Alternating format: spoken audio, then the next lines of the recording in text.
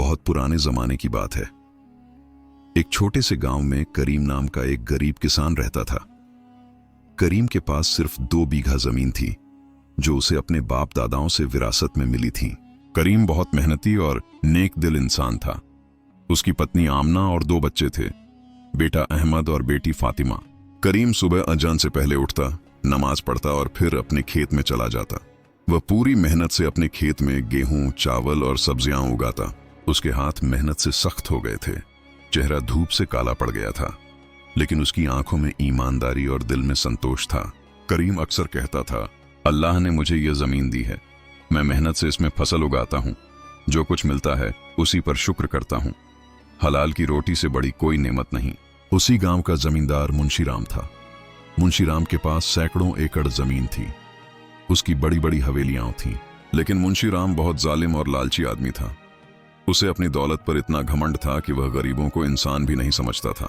मुंशीराम की एक बुरी आदत थी, वह हमेशा दूसरों की जमीन हड़पने की साजिश करता रहता था। उसने कई गरीब किसानों की जमीनें छीन ली थीं। उसका तरीका यह था, पहले गरीब किसानों को कर्ज देता, फिर भारी सूद लगाता। जब किसान लौटा नहीं पाता तो जमीन छीन लेता। गांव वाले उससे बहुत डरते थे।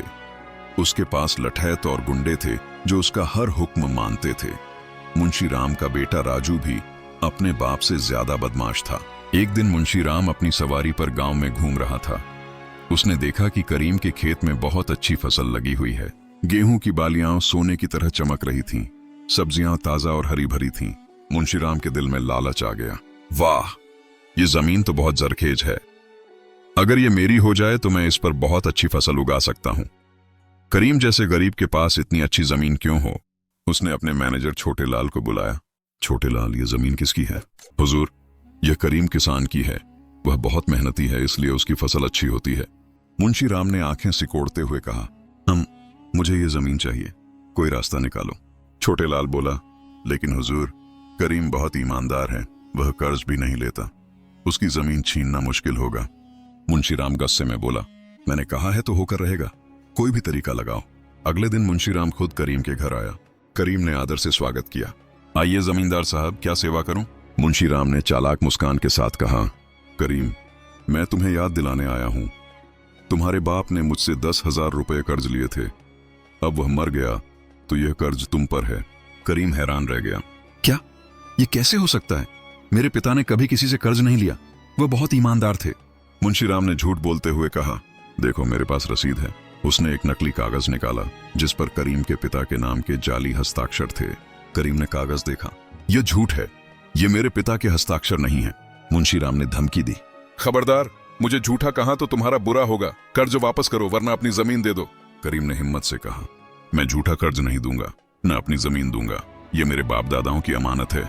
मुंशीराम ने गांव की पंचायत बुलवाई। पंचायत में गांव के बुजुर्ग इकट्ठा हुए, लेकिन ज्यादातर लोग मुंशीराम से डरते थे। मुंशीराम ने अपना झूठा मामला पेश किया।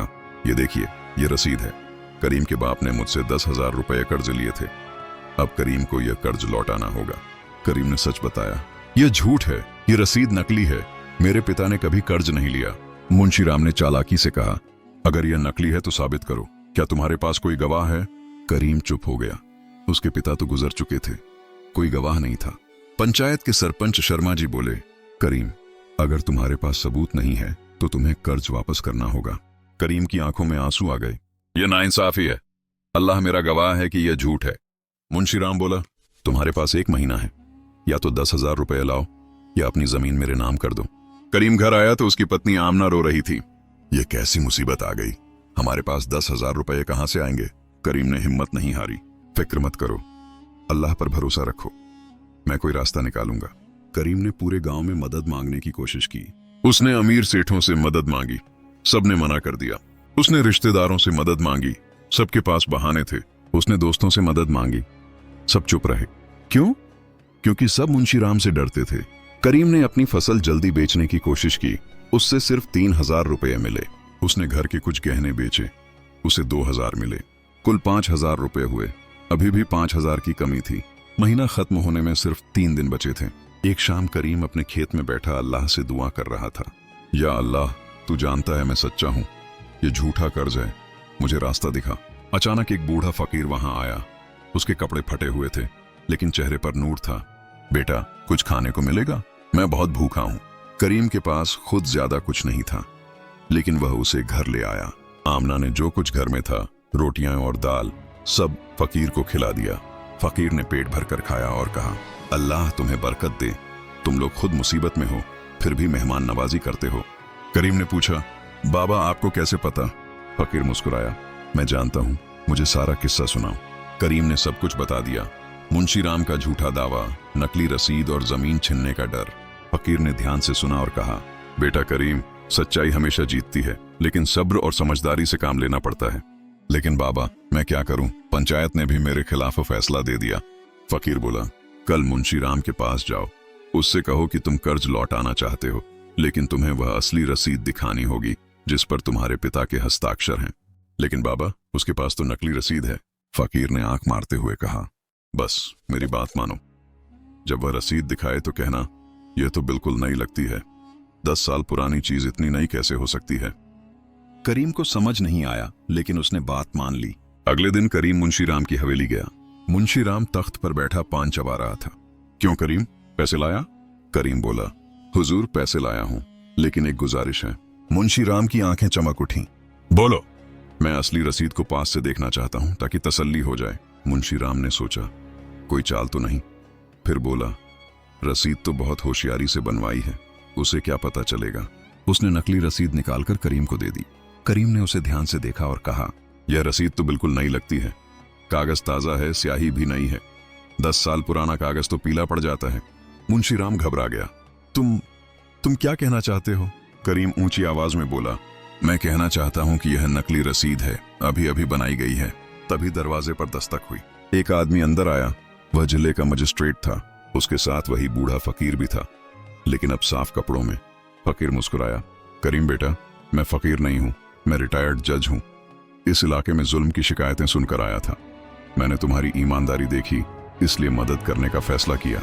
मजिस्ट्रेट ने मुंशी राम से कहा, रसीद मुझे दो।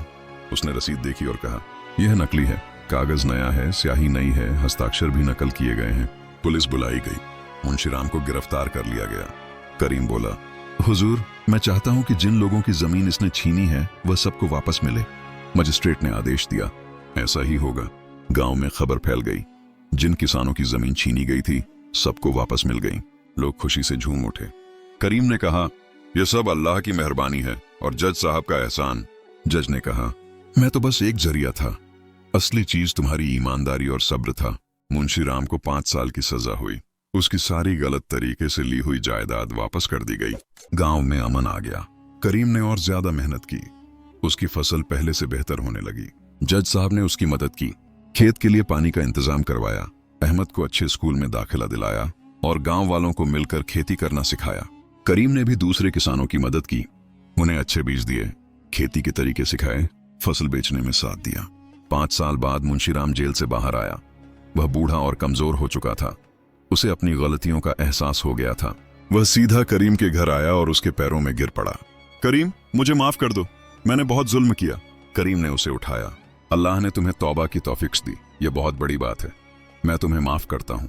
मुंशी राम रोते हुए बोला, मेरे पास अब कुछ नहीं बचा, मैं बूढ़ा हो गया हूं।